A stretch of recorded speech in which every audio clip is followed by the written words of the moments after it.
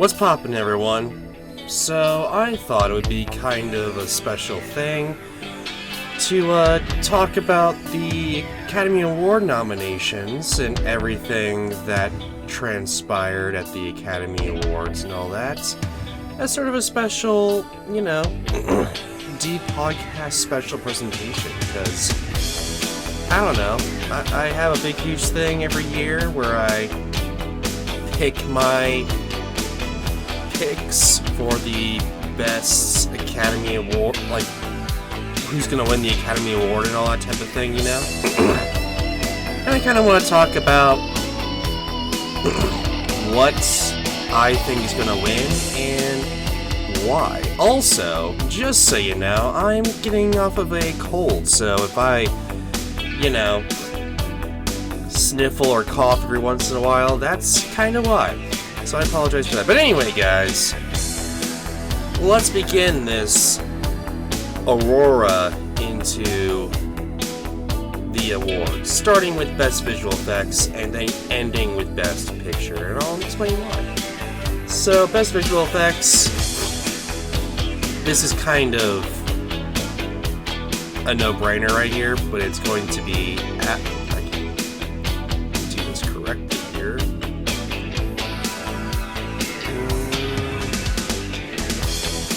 There we go. Yes. Avatar: The Way of Water.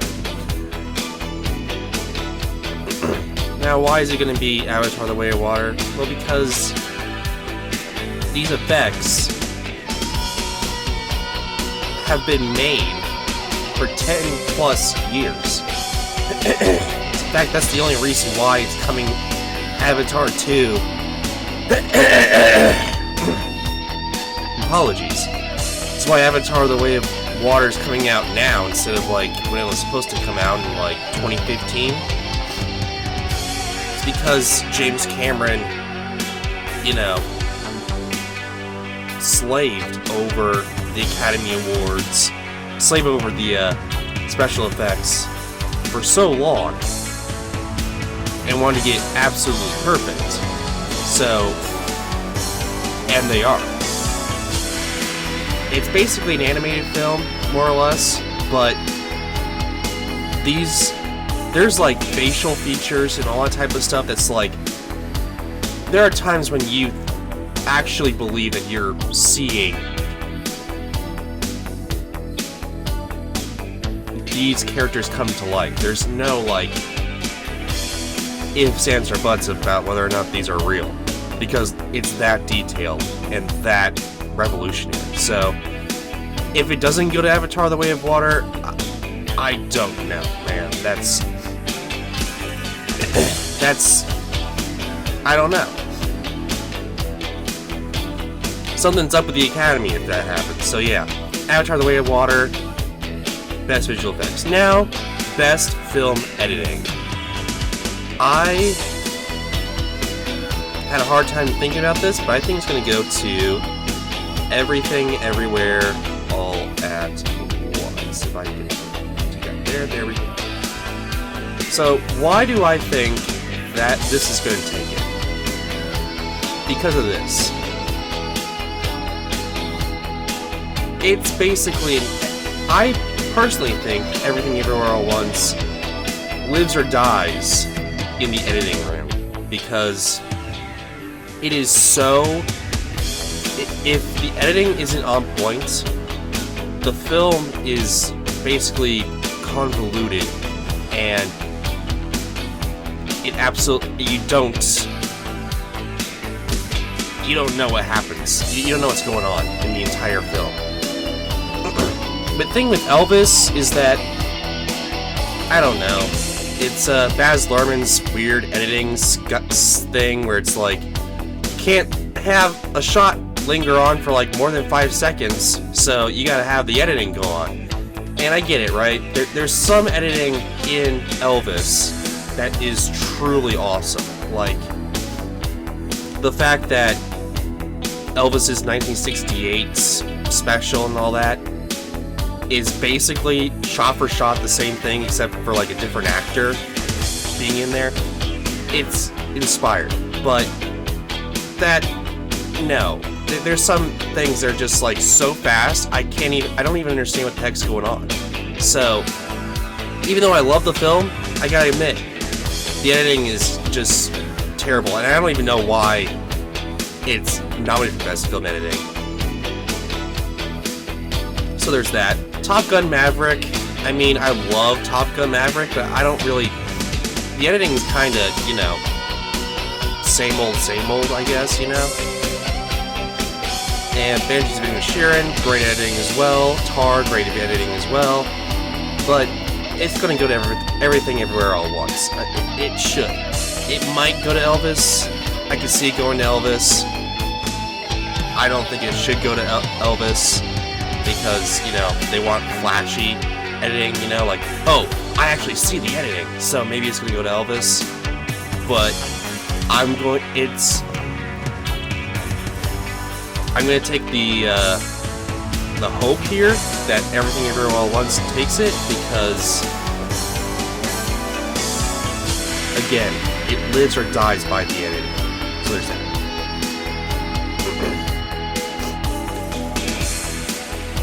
Now, Best Costume Design. And people are going to...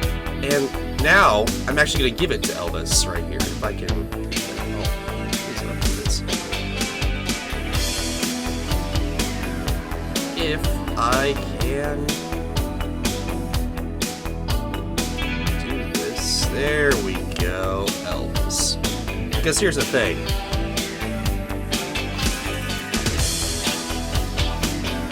Austin Butler does not look like Elvis. But they made me think that this was Elvis, okay? The costume design is on point in this film. It is so outstandingly good. Here's the thing. I haven't seen Mrs. Harris Goes to Paris at all. I could see, you know, the more traditional Academy going from Mrs. Harris Goes to Paris, because it looks, you know, it looks like it's European, and it looks all good and nice and all that, but I personally think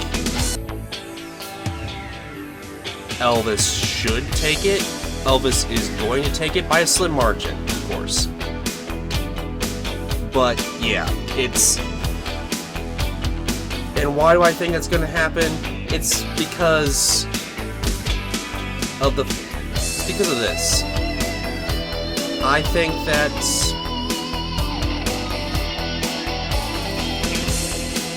it made me believe in Elvis. It made me think that this is Elvis, even though Austin Butler has nothing to do. It doesn't look a single thing with Elvis.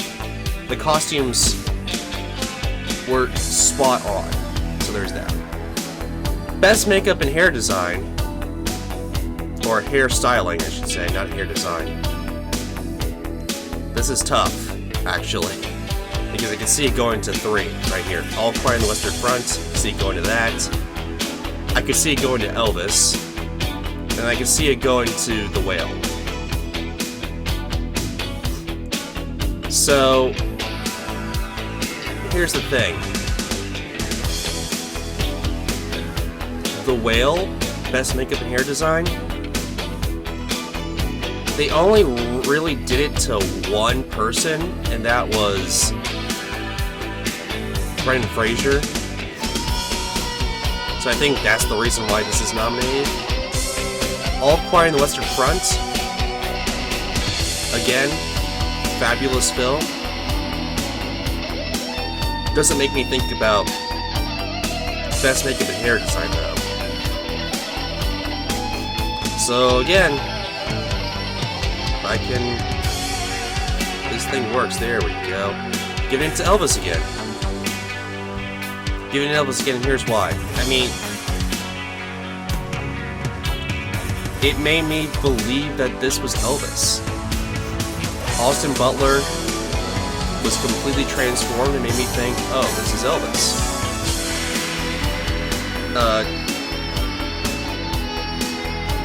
Tom Hanks. Can you believe that Tom Hanks was the Colonel? They completely transformed this man into one of the most evil people I have ever seen on film.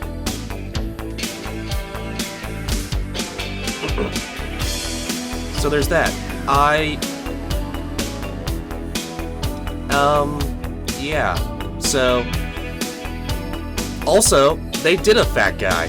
They made Fat Elvis, even though he was, like, behind the piano for the entirety of the Fat Elvis scene. They did Fat Elvis. They did Skinny Elvis. They did all this. They made me believe in Elvis. They made me believe that Austin Butler could be Elvis. So, there's that, I guess. I believe that this is going to go to makeup and hair design. I wouldn't be surprised if it went to The Whale, honestly, because, you know, they made Brendan Fraser completely transform in that film.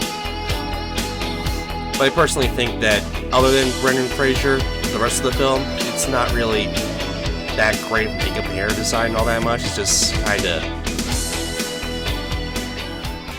I keep on saying hair design. It should be hairstyling. I think that the best makeup and hair styling, either Brendan Fraser's fantastic, but that's it. Everyone in Elvis was great in costume, makeup, and hairstyling. So, again, gotta go to Elvis. Best cinematography. This is tough. Again, this is really super tough because All Quiet on the Western Front, Bardo. I haven't seen this film. I've seen Elvis, Empire of Light, and Tar. Here's the thing. Elvis does have great cinematography in points, because it reminded me of, like, again, the 1968 special. It's almost shot for shot the same thing, right? But I'm trying to think about the political aspect of it, because a lot of the Oscars, it's not necessarily about what's the best film for this thing, it's about who, you know, advertises themselves the most. So,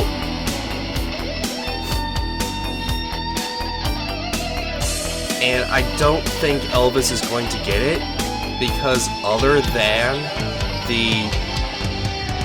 because I think it's wonderfully shot, but I think the editing is going to kind of mess with it a little bit for some people.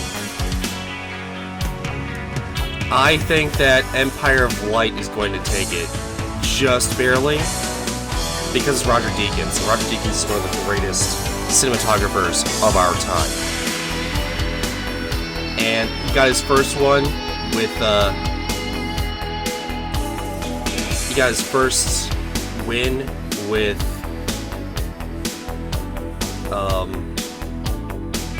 1917, greatly overdue, but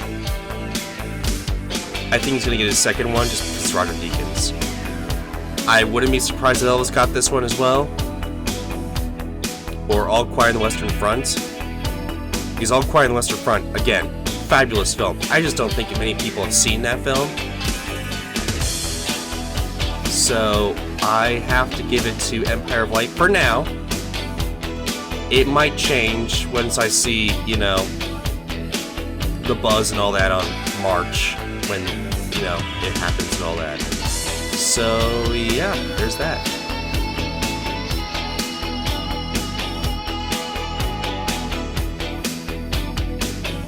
Now for Best Production Design. All Quiet on the Western Front, Avatar: The Way of Water, Babylon, Elvis, The Fabelmans.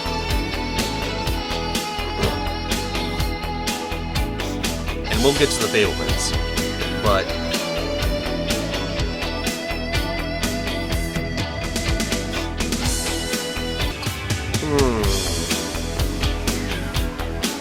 this is tough.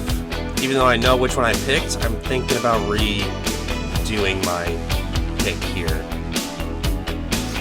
Because, again, All Quiet on the Western Front could do it. Elvis could do it. I think Avatar: The Way of Water is going to take it, though. And again, reason being, the entire production is CGI, and you wouldn't expect that to happen. I think, I think maybe Elvis takes this too, or The Fabelmans, or Quiet on the Western Front, or Babylon. They all could take it. It's kind of up in the air, honestly, but I think Avatar: The Way of Water takes this one because of the fact that it's the one that's different. It's the one that, you know, is completely in computers. So, yeah, there's that. Best sound. Let me just pull up what I already have here.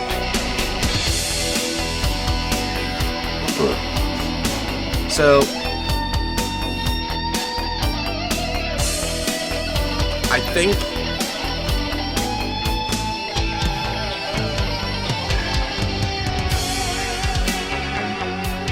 and again, Avatar: The Way of Water, that's leading the, you know, all the technical awards and all that. Top Gun Maverick, I think can take it. Elvis, I think they're kinda, I don't know. I think they are kind of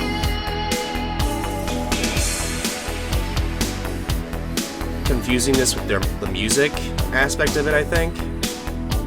All Quiet on the Western Front, of course, it's a war film, so you gotta do that too. Originally, I picked Avatar: The Way of Water, but I have to go with Top Gun. I gotta go with Top Gun, and here's why. They made me believe that these were actual fighter jets. Every sound that jets make was in this film. Everything.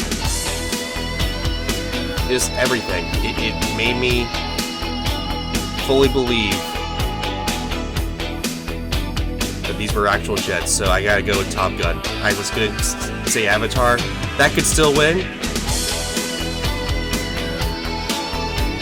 The Batman could still win, I think. But I say Top Gun Maverick.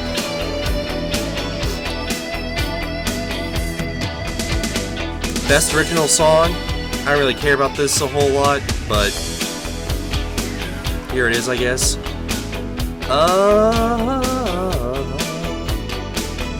Here's the thing. Hold My Hand, Lady Gaga. I can see that taking it. Because Lady Gaga is a Oscar favorite, if you will. Especially after the Sound of Music rendition that she did. But I'd say Lift Me Up by Rihanna. I think that takes it. And I think the reason being is because it kind of, I think it's, I gotta say, it's one of the most powerful, it's one of the most powerful songs in the entire MCU, without a doubt. I think Rihanna and Ludwig and Ryan Coogler and all that, I think they knocked it out of the park here. And I listened to Hold My Hand, I listened to our song.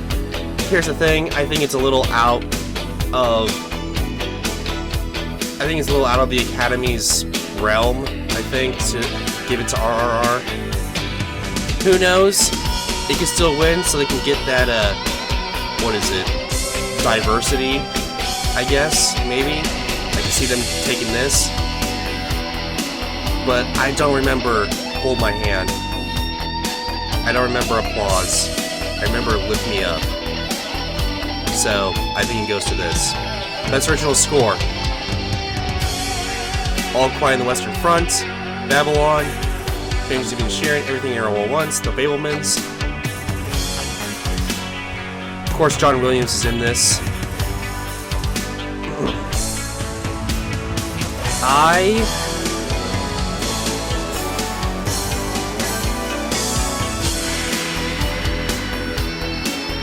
I'm gonna give it to The Fabelmans for this. Reason being, that is not a straight line. Anyway, though. Reason being, The Fabelmans, John Williams, at least initially, he said that he was going to retire after Indiana Jones 5. And so this would probably be his last prestige film that he would score with Steven Spielberg and all that. Recently he's come out and said he's not going to retire, but I think people still think, oh, he's going to retire after this, so we got to give him an award. You know, Legacy Award and all that. I think Everywhere All at Once was a great score. All Quiet on the Western Front was a great score. I think the Fabelman's going to take it. I honestly do think so. Now here's the stuff that I kind of don't really know a whole lot about. So I just kind of picked what I think. I don't know. I kind of picked what sounds good and all that type of stuff. So we'll go for Best Documentary Feature first. I picked Fire of Love. Basically because that's like a National Geographic thing, I think. Yeah, I saw it on Disney Plus, so Disney owns ABC, so I think, oh yeah, that's gonna be kind of like Summer of Soul 1 for Best Documentary because it's on Hulu and all that type of stuff. I think Questlove deserved that, honestly, but I could see that, oh, because it's on Hulu, they're gonna give it to him. So, there's that too. So, Best Documentary Short Subject. I'm gonna give it to The Elephant Whisperers. Basically because, you know, the Academy loves to be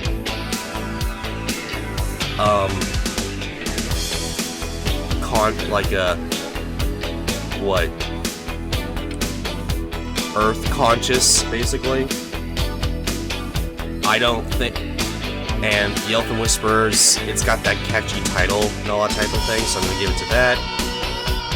Best live action short film, I'm gonna give it to The Red Suitcase, because, I don't know, it's that ominous, for me at least. I can see it going to The Irish Goodbye. Again, I should probably watch these. I haven't watched these necessarily. I've seen all the other films that's on these lists. I haven't seen these live action short films because they haven't come to me. I don't know where I can find them. I think there's something just now that appeared on Amazon where I can watch the 2023 live action short films, or maybe that's 2022, I don't know. I have to look at that, but again, I can't find them anywhere, so I gotta take my best shot here. Best animated short film. I can see it going to The Boy, the Mole, the Fox, and the Horse.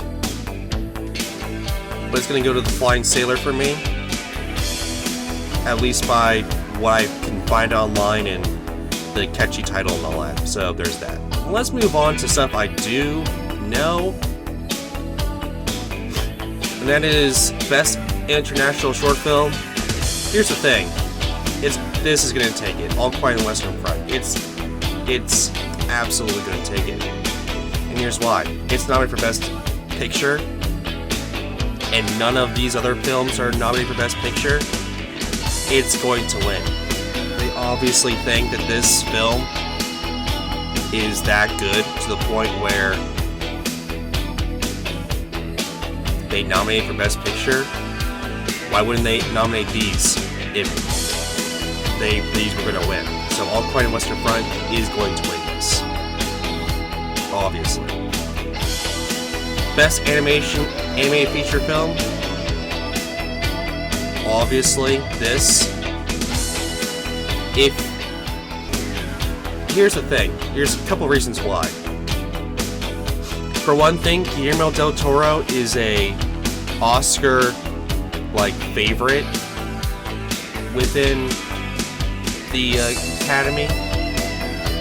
He is beloved among the Academy. Second thing, if you saw the special feature documentary that they did on Netflix detailing the love and the passion Guillermo del Toro had for Pinocchio, I mean, you would want to have this too, honestly. So, I think Puss in Boots maybe could take it. I think Turning Red maybe can take it, but I would be shocked. No, I would be shocked. I'd be surprised if Pinocchio didn't take it, because it's that great. It's that good, too. So, they wouldn't be snubbing all these other ones, but it's that good. So there's that. Best Adapted Screenplay. Let me look it up here. Which ones I did. This one. So, we got All Quiet on the Western Front, Glass Onion, Living, Top Gun, Women Talking. Let me tell you something. Top Gun Maverick is not going to win this. I'm sorry. I would be, color me, shocked if this film takes it. So that's automatically an out. I could see Living doing this, maybe, just to get the prestige. But I personally think Glass Onion is going to take it. And here's why. I thought I knew where this film was going to go, and I was completely and utterly shocked as to where this film went. I thought I knew everything that was going to happen. Turns out I didn't. And the same can be true with Knives Out, right? I totally thought that I knew where that film was going to go. I did not.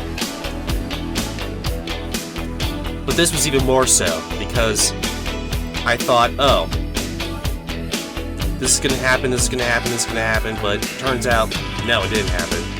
It was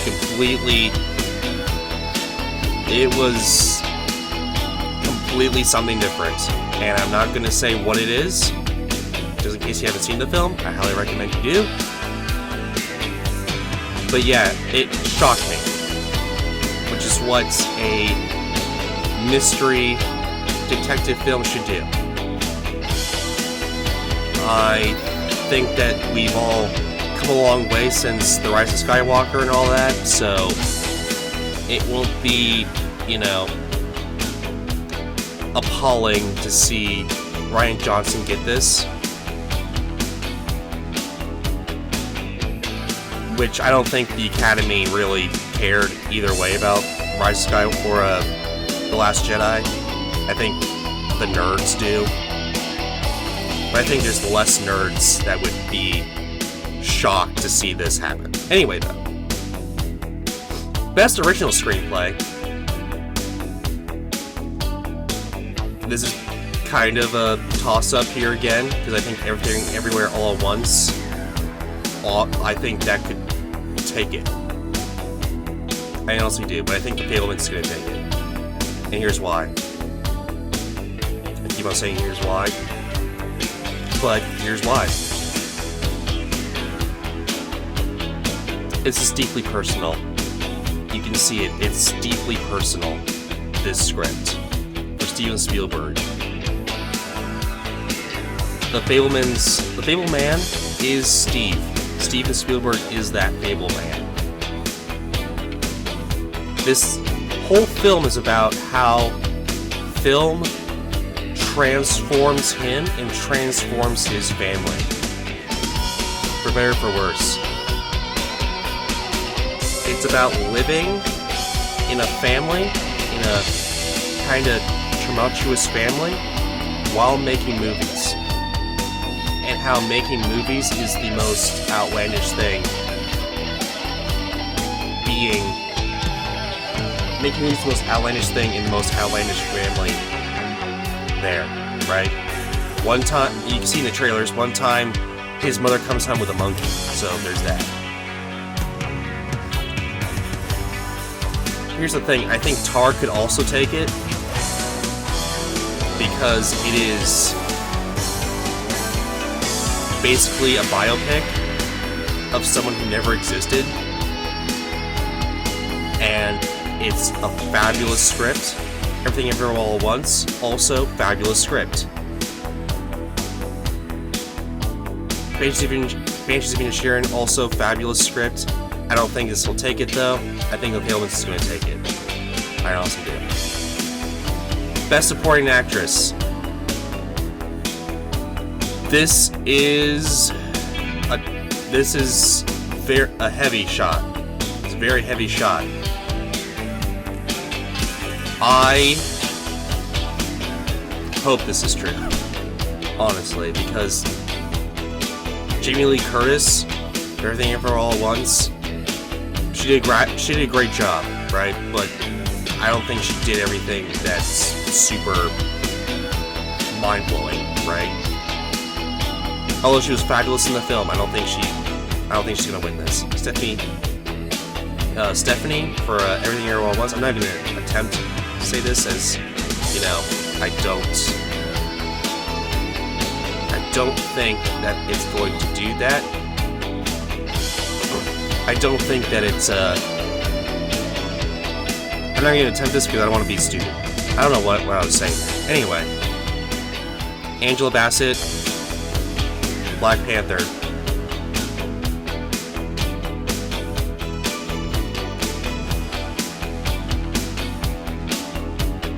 It's just that great of a performance. It blew me out of the water while watching it. It made me think, oh, this is why I'm watching Marvel. It reignited my Marvel love again. After, although I really liked other films in Phase 4, you know, there's some things that are kind of like, okay, we're just going through the motions right here. This performance right here made me again realize how much I love the MCU. Do I think it's gonna win? It's been getting all the awards, right? I wouldn't be surprised if, excuse me if I say this incorrectly, Hong Chow, The Whale, takes it. But Angela Bassett's gonna win this. I feel it in my soul, and I feel it in my heart. Anyway, though, Best Supporting Actor, here we go, the heavyweights. The heavyweights, ladies and gentlemen. Brendan Gleeson for Banshees of Inisherin. Brian Tyree Henry for Causeway. Judd Hirsch for The Fablemans. Barry for the Banshees of Inisherin. And Ki Hoi Kwan for Everything Everywhere All at Once. Boom. This is not only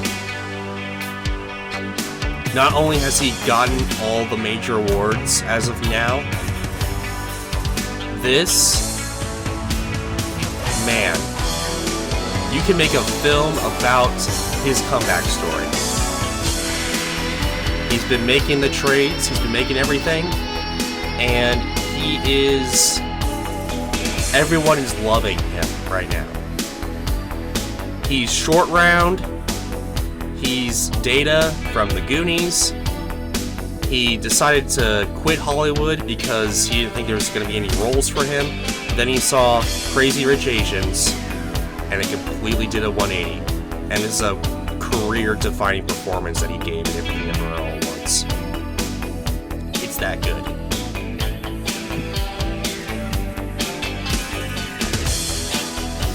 He was completely believable in this role. Which, I gotta say, even though I love Indiana Jones and the Temple of Doom and the Goonies and all that, he wasn't all that great in those films, but his acting ability has completely did a 180, and I believed every line he was giving in Everything Everywhere All at Once. So, I think he's gonna take it. I definitely do. Here's the thing. Best Actress. You see all these people here? They're heavyweights. Cate Blanchett's got 2 Academy Awards. Ana de Armas in Blonde. Michelle Williams in The Fabelmans. Michelle Yeoh for Everything Everywhere All at Once.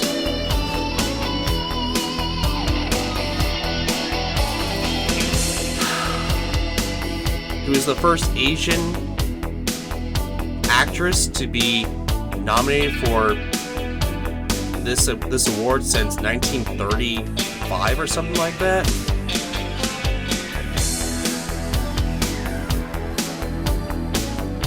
It's kind of a toss-up because I think it's between Cate Blanchett and Michelle Yeoh.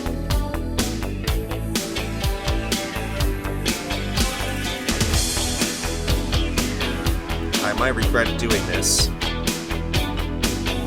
gonna give it to Cate Blanchett because this Tar was completely her vehicle. Without her, the film lives or dies, and this film lived. I do think Michelle Yeoh has a great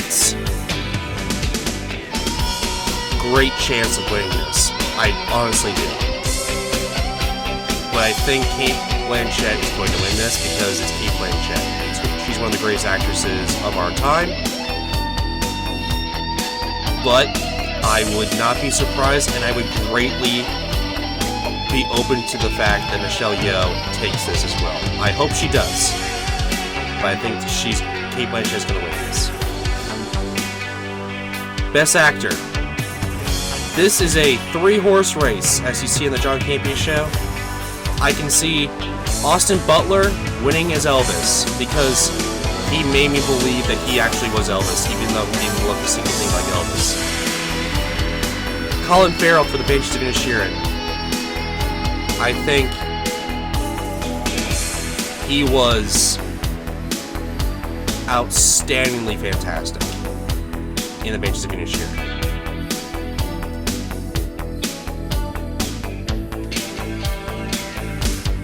But here's the thing here. Brendan Fraser. It's another one of these stories. Like Ke Huy Quan. This is another amazing story to tell. Because he's making the trades. Everyone loves this man. Not saying that other people don't love these other men here, but everyone loves this man. I haven't heard a single thing wrong with this man.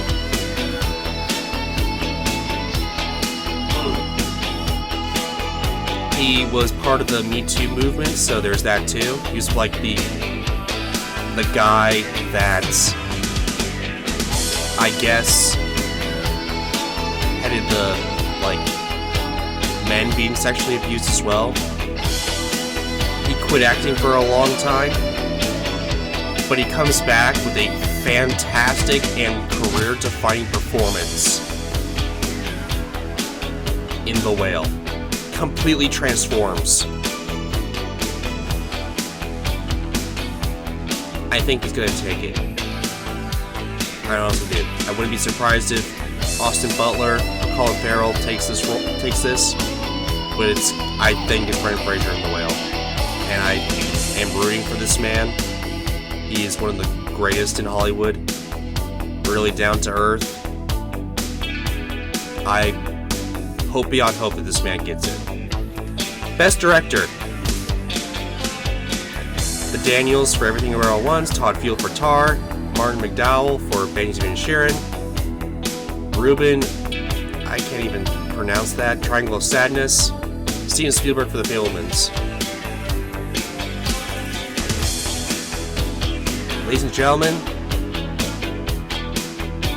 it's a two-horse race right now between the Daniels, Steven Spielberg, but it's unmatched. This is where Steve is going to get his second, I cannot believe I'm saying this, he's getting his second Academy Award win for this film. Now, I wholeheartedly believe that Daniels should take it, but I would not be sad if Steve took this, because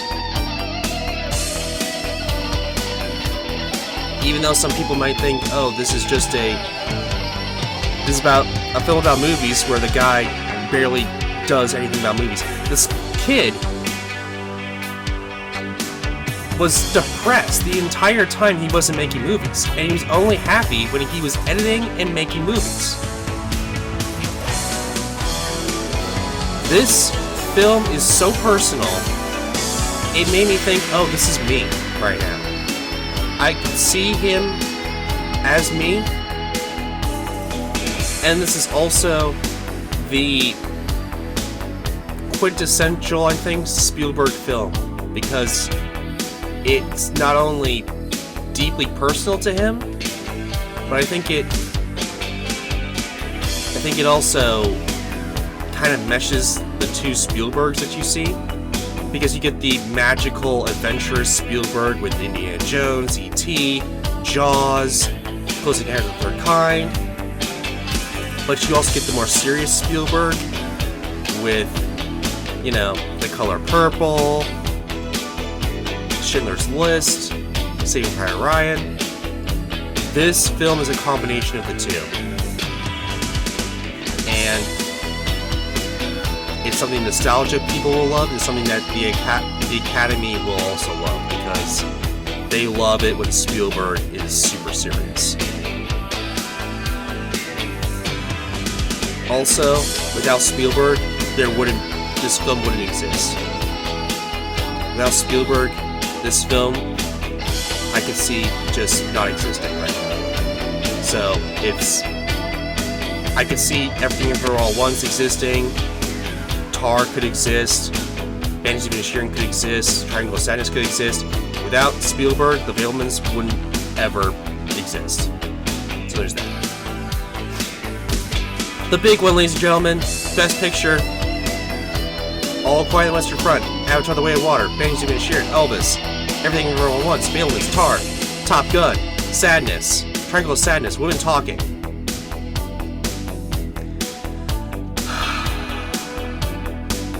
This is big. This is ginormous. Because here's the thing. If the Daniels take the Best Director, then I definitely think Everything Everywhere All at Once is going to win. I think even though I think this should win, I wouldn't be surprised if this wins. I think it's too out there for the Academy. Even though we're taking strides, younger people, more diverse people are a part of the Academy now. It's still really made up of old white, pasty men who have absolutely no idea anything about new techniques in filmmaking. So there's that. So I have to give it to one film that is going to win this. Avatar the Way. No, I'm not going to. It's not going to be Avatar. Not by a long shot.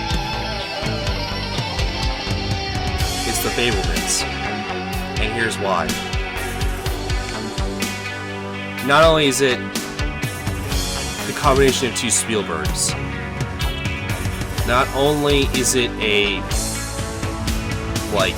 fantastic film about filmmaking,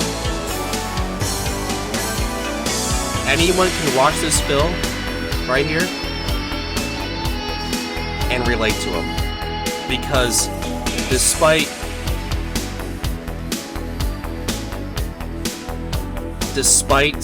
I don't know, race, gender, age, everyone has been in the main character, Fabelman. Everyone's been in his shoes. Maybe not necessarily the Jewish bashing type of deal there in the film, which I'm totally against, and I was shocked and appalled by when that happened.